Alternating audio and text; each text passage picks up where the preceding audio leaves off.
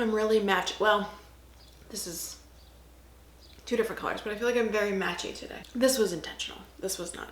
Hey, hi, hello. Welcome back to my channel. If you're new around here, my name's Alicia, and in today's video, we're going to be doing the mid-year book freakout tag. I have a list of 14 questions and an entire stack of books here, so let's dive right in. Okay, but first, if you see my baby hairs, no, you don't, because I wasn't washing my hair today. The first question is the best book you've read all year. And I have to say, I've probably picked several books for all of these because I don't want to repeat books as much as I can. There's going to be some repetitiveness, but I don't want to repeat books as much as I possibly can. And I just can't pick one because I'm indecisive like that. So a couple of the best books, let me grab them. Okay, a couple of the best books that I've read so far this year is Once Upon a Broken Heart by Stephanie Garber. This should be no surprise if you've watched any of my other videos. Six Scorched Roses by Carissa Broadbent, and also by Carissa Broadbent, The Serpent and the Wings of Night, which is extremely popular on Book Talk. All of these are fantasy romance. All of these are wonderful. All of these I had so much fun with, and the reason that I picked them as the best ones I've read so far this year is they're all books that I really got lost in or had strong reactions to or just had a lot of fun with. This one is technically the first in a series, but it's also like the fourth in I'd say this series is a companion series to Caraval series. So this follows Evangeline and Jax is one of my favorite characters. I just love how snarky he is. He reminds me so much of Draco, especially the way he carries the apple around. The green apple, if you know what I'm talking about. Anyway, he reminds me a lot of Draco Malfoy, and I think that's why I like him a lot. But this book plus this cover is just beautiful. The paper, I've already read the second one, but the paperback UK edition of the second one shipped, so that should be coming to my house in a couple of weeks, who knows, because of customs. But I'm very excited to have both of these on my shelf, and then the third one comes out sometime in the fall. So very excited, really loved that one. Highly recommended if you like lyrical writing and whimsical fantasy and not quirky, but like funny, sarcastic, snarky love interests. That one. These two are in the same series. This one is the first in the Crowns of Nyaxia series, and then also the first in the Book of Night. What does this say?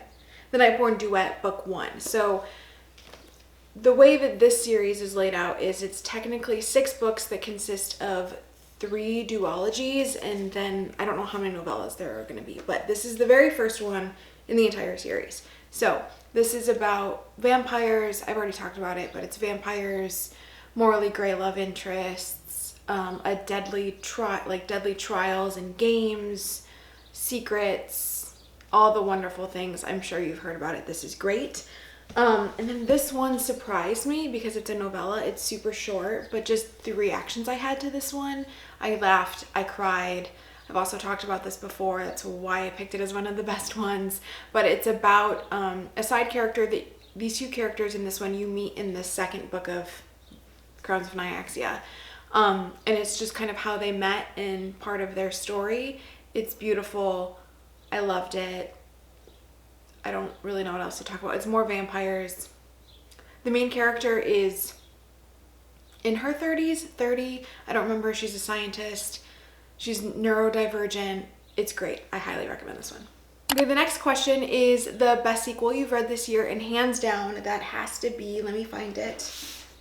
I picked 2, but really it's this one for sure. The Box in the Woods by Maureen Johnson. This is the 4th book in the Truly Devious series. It can also be read as a standalone, but I recommend you read them in order. This is the best one out of the 5 books in that series I've read before.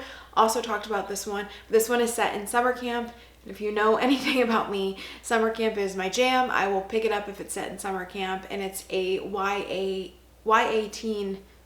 Those are the same thing. It's a YA murder mystery that follows Stevie and her best friends who are trying to solve a cold case that is took place in a summer camp, and it has to do with like there's copycat murders and all sorts of fun things. So highly suggest this one. If you don't want to read the first 3, I think that's fine. I recommend it, but it definitely works if you read them. Then the other one I had on my list, I don't have a physical copy of, but it's Legendary by Stephanie Garber, which is the second book in the Caraval series. That one to me is by far the best one because it's in Donatella's point of view, and Scarlet got on my nerves. So I just think that that was the best one. I read it a couple months ago, so I don't remember details, which is unfortunate, but I do just remember most of Stephanie Garber's books can be described as no plot, just vibes. So that's probably why I don't remember a lot of plot, but Caraval is also fantasy romance. There's, magical games. That's that. Question number 3 is a new release Question number 3 is a new release you haven't read but want to. And again, I have 2. The first one is You're Not Supposed to Die Tonight. As of recording this, that book just came out 2 days ago. I have not had a chance to go pick it up yet, but I'm really looking forward to, and I'm really excited to get my hands on that one once I get through some of my other TBR. And then the other one, speaking of getting through my TBR, is Love Theoretically by Ali Hazelwood. I have read all of the other books by Ali Hazelwood. I have loved them all. I just haven't had a chance to get into this one because I haven't been super in the mood to read contemporary romance, and I want to be in the mood to read contemporary romance when I pick this up because I know I'm going to enjoy it. So those are the 2 that I'm really looking forward to getting to. Always needs to know what I'm doing, right? Question number 4 is most anticipated release for the second half of the year, and this one I have several, so we're just gonna go through the list. The Legacies by, oh man, my brain is gonna blank. Of course it's gonna blank. So we're gonna go through the list. Murder on a School Night by Kate Weston, The Legacies by Jessica Goodman, Iron Flame by Rebecca Yarros, A Curse for True Love by Stephanie Garber, Iris Kelly Doesn't Date by Ashley Herring Blake, Defiant by Brandon Sanderson, and Gold by Raven Kennedy. Those are probably the top 5 or 6, 1, 2, 3, 4, 5, 6, 7 books that I'm really anticipating for the second half of the year. Question number 5 is the biggest disappointment, and unfortunately I also have several of these. The first one is 14 Ways to Die by Vincent Ralph. This follows a teenager whose mother has passed. Her mother was the first victim of a serial killer who went on to kill 12 or 13 other people, and she is going to be on a YouTube streaming reality TV show where they follow her for 24 hours a day, but she's using the platform to catch this serial killer who killed her mother. And the premise sounded really great, and unfortunately it just wasn't executed well at all. The book honestly just ended up, instead of like a thriller or a murder mystery, it just really ended up being a book about grief and dealing with grief, which is important, but that's not how it was sold to me. I don't think we went a page without the main character mentioning how much she missed her mother, which when it's a 300-page book, that it just gets old. I'm sorry if that sounds terrible, but it just gets old. There really wasn't much mystery aspect about it. There really wasn't much sleuthing. It was very much like slice of life, going about my day. There weren't many clues we were following. It wasn't executed like a thriller or a mystery. It wasn't scary. It wasn't executed like a thriller or a murder. Why can't I get that word out? A thriller or a murder mystery should be, and it was just extremely disappointing. The next one was The House Across the Lake by Riley Sager, and I've talked about this on my channel before. I know it's an unpopular opinion. A lot of people love that book, but to me the twist in it was cheesy. I listened to the audiobook, and I think that was part of the downfall because I really didn't like the voice the narrator did for the main character. It didn't fit her in my head at all, and that kept throwing me off. And then, like I said, I think the twist was really cheesy. He's pulled a twist like that before in Home Before Dark, and that one was done so well. That was one of the best books. Did I read that this year? I don't remember, but that was that's probably one of my favorite Riley Sager books I've read so far. So that one to me was done way better. And The House Across the Lake was just, after reading his other 2, Home Before Dark and the one where we're in the car with the serial killer. I'm blanking on what the name of it is, but those 2 were really good. after reading those two, The House Across the Lake was just a disappointment. And then really quickly to wrap this question up, the next two that were disappointments were What You Gonna Do by Avery Flynn. I've mentioned, again, I've talked about this one before on my channel, but it was supposed to be fantasy romance. It was like, but there wasn't enough fantasy and there wasn't enough romance. It was like fantasy romance rom-com. There was too many subplots. She tried to do too much in not enough time, and that was ultimately the downfall of that book. And then the last one that was disappointing was Kiss Her Once for Me. This was a disappointment because The Charm Offensive was one of my favorite books I read last year. This one was sapphic. I thought it was going to be great, and it just ultimately fell flat. Again, it ended up being heavier and more disappointing. It ended up being heavier just thematically than I thought it was going to be. Moving on to happier stuff. Question number 6 is the biggest surprise you've read this year, and I also have several of these which I'm more excited about because it's happy.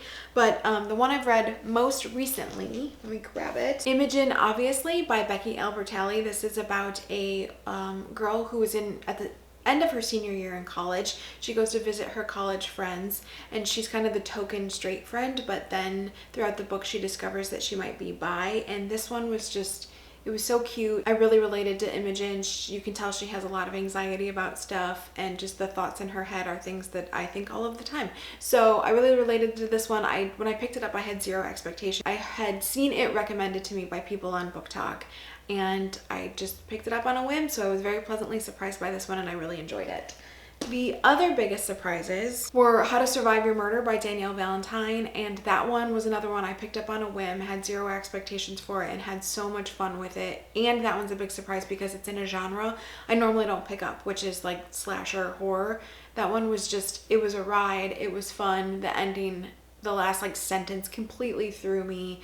If you are looking for a fun thriller and you don't mind like slasher stuff, I absolutely recommend that one. It's probably one of the best books I've read this year. Oh, along with, I probably need to stop saying that I don't read a lot of horror because I'm starting to pick up more. But the next book that also surprised me was The Honeys.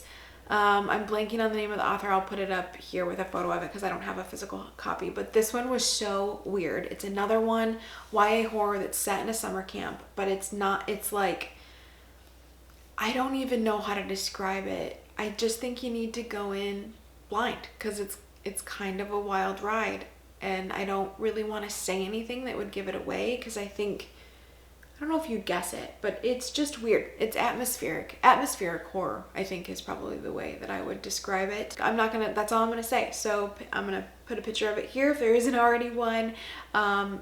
Pick it up. I think I found the audiobook on my Hoopla app. So look there. The audiobook was really well. It really added to the atmosphericness of it. It's also set in a summer camp, so yeah, that's all I'm gonna say. It was a good surprise. It was a lot of fun. I think I listened to the whole thing in a day, so go pick this up. How fun is this shirt? It's the MTV logo with a flamingo and a sunset. I think it's the MTV logo. Yes. Duh. Anyway. And then the last biggest surprise that I've read this year was just Jessie Q. Sutanto as an author in general.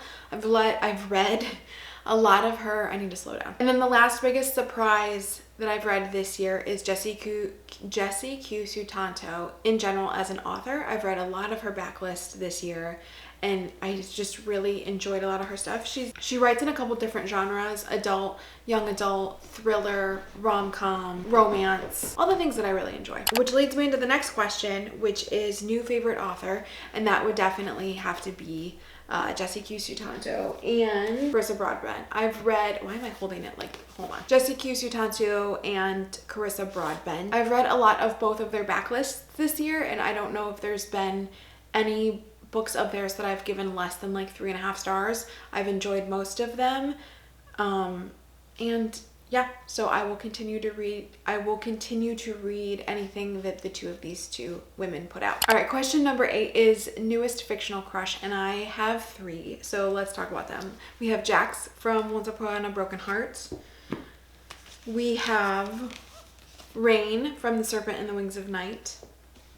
And to nobody's surprise at all, we have Xaden from Fourth Wing. All 3 of these men are morally gray.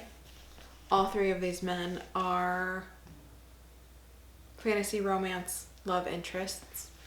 They're all snarky. They're all funny. They all give off, I'm sure they're love interests in a fantasy novel, so I'm sure they are probably all over 6 feet tall. All right, and then number 9 is newest favorite character, which I consider Crush's favorite characters, but also we'll talk about the ladies. To nobody's surprise, we have Violet Sorrengail from Fourth Wing. We have Evangeline Fox from Once Upon a Broken Heart. I don't know why I can never remember the name of this.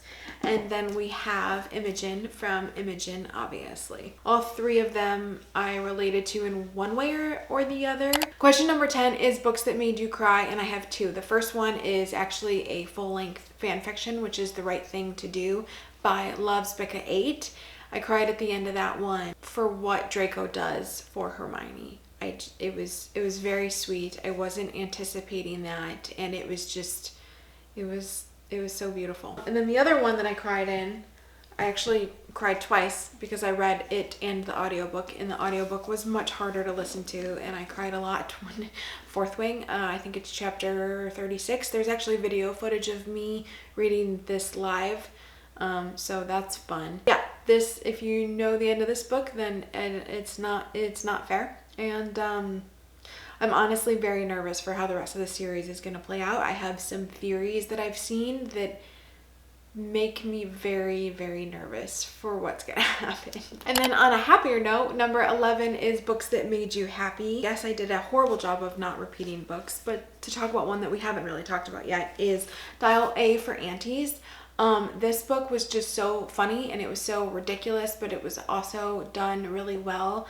Jesse's humor is my humor, and it's funny, and it's over the top in the best possible way. If you have not read this one, and you like rom-coms with a bit of like a murder mystery rom-com, highly recommend picking this one up. And then the next 2 are Once Upon a Broken Heart, because it's 2 of my favorite characters. It's just, the writing was beautiful, the cover is beautiful.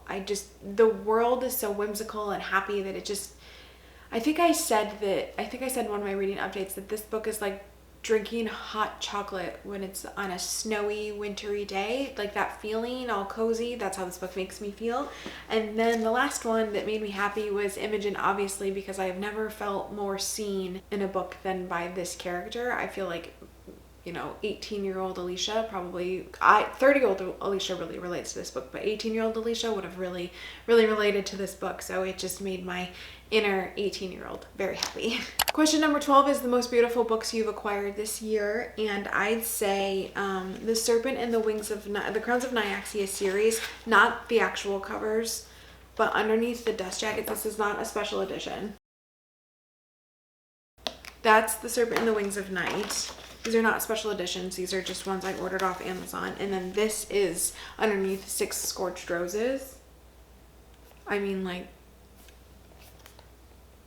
they're so pretty. And then the other one, also not because the cover is beautiful, but because the art style inside is beautiful, is one that I picked up at the library, I think in the fall last year, and then I just recently picked up my own physical copy of it because it's so pretty, is Over My Dead Body by Sweeney Boo. And the artwork, let me see if I can find, it stopped recording, but here, just like this is one example.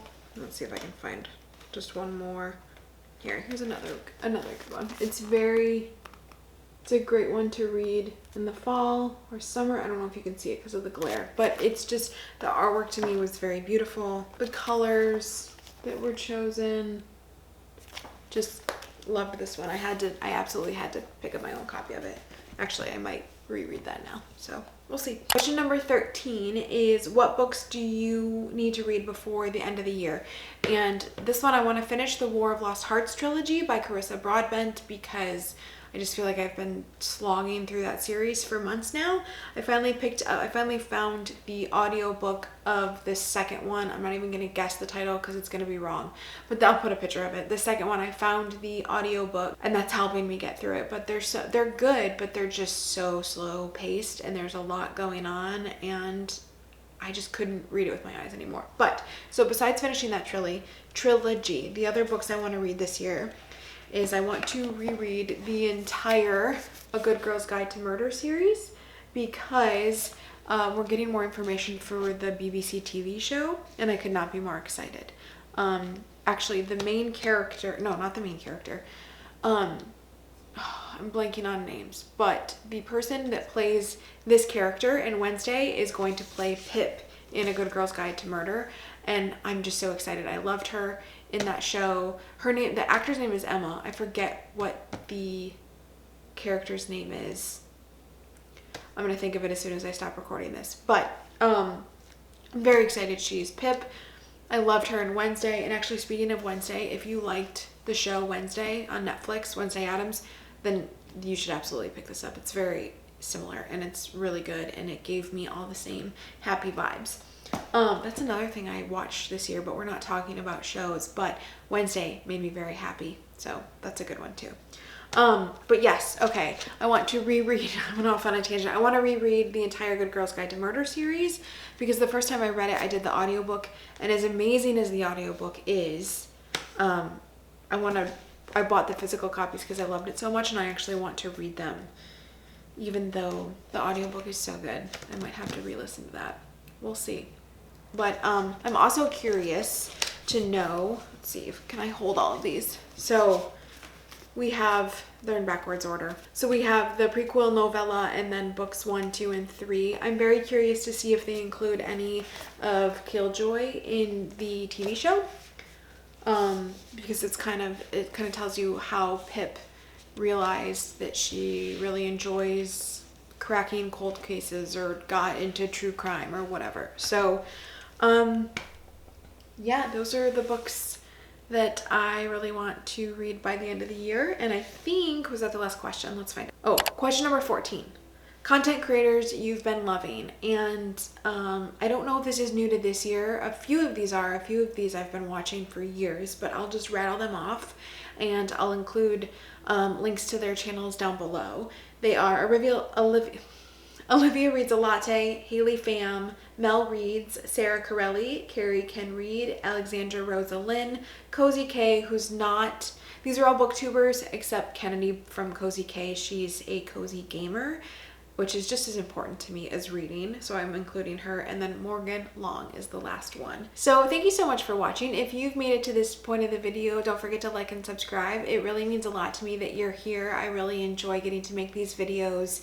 And if you are still here, please put in the comments down below one book that you are really looking forward to reading through the rest of the year, and I will see you guys in the next one. Bye! Now I just have to put my bookshelves back together and take a thumbnail.